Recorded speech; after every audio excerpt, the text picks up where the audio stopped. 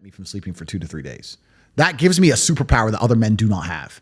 They want to go to sleep. They're tired. I can stop being tired for days at a time. I can just have a thought. I can remember. I can sit, close my eyes, and use the power of my brain to vividly remember events, and I will not sleep for days.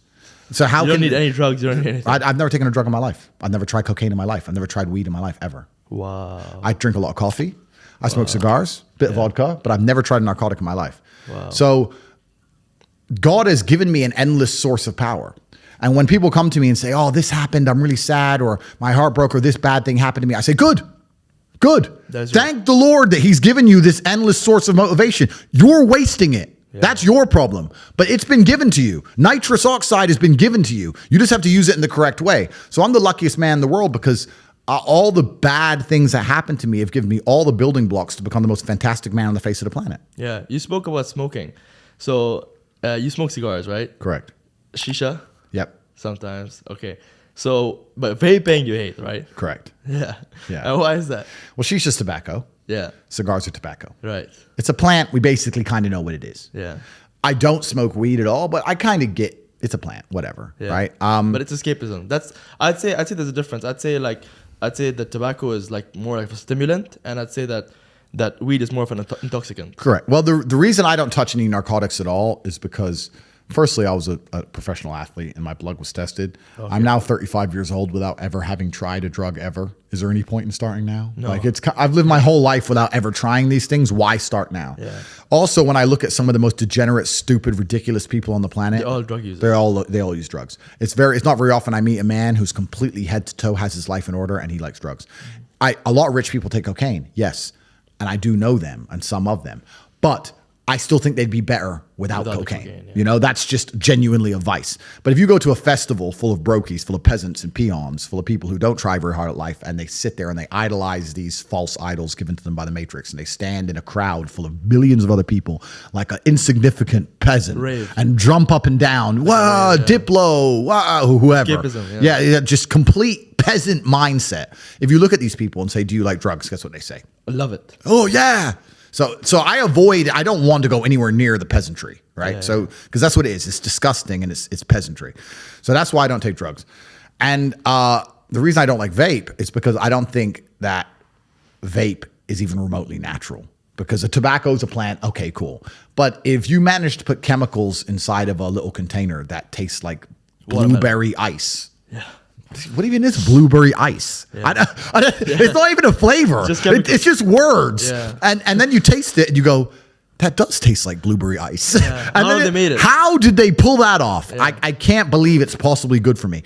Add in the price that it cost. Add in the fact that it costs $1 and comes deep from the heart of China. Like you think they give a shit about the West just puffing away on this petrochemical? They don't care. They're happy. Yeah. So if you're gonna smoke, at least smoke something. It was grown. Yeah. And it's kind of I'd say like they say the devil you know is better than the devil you don't. Yes. And with tobacco, there's scientific studies about what it is, but with vape we don't really know what's the problem. Well, the reason I smoke is not because I'm addicted, because I have an iron mind and I could blink and cure my brain and stop smoking completely. In fact, there's certain places I go to in the world where I don't smoke for months at a time.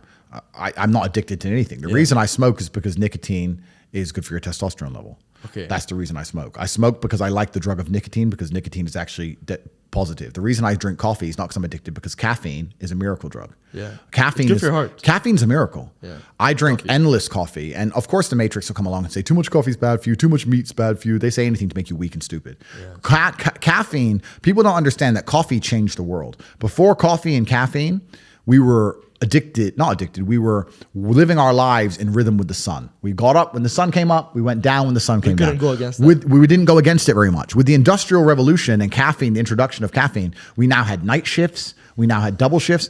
Think about this.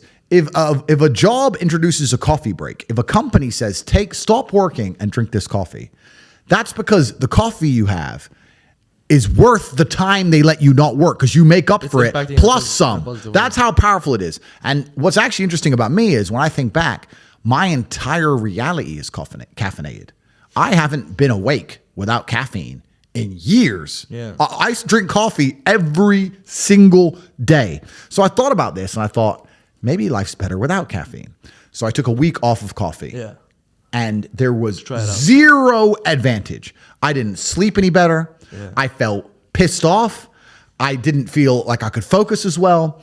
I was more tired, but I couldn't sleep any better. It was weird. I was just like, this isn't me. Now, obviously, I'm still a hyper-competitive individual. I still went to the gym. I still did my work. I'm still the top G. But I didn't feel as good. No benefits. There was no benefits. Yeah. So after a week, I had a cup of coffee, and it was like, the miracle is back. It's develop a coffee addiction. It's fantastic. There's nothing bad about caffeine. I have 10 to 15 coffees a day every single day, and I will do to the day I die. And so just to finish off for my vices, coffee is not a vice. I want the caffeine. Smoking's not a vice. I want the nicotine. These are drugs that I believe are genuinely good for me.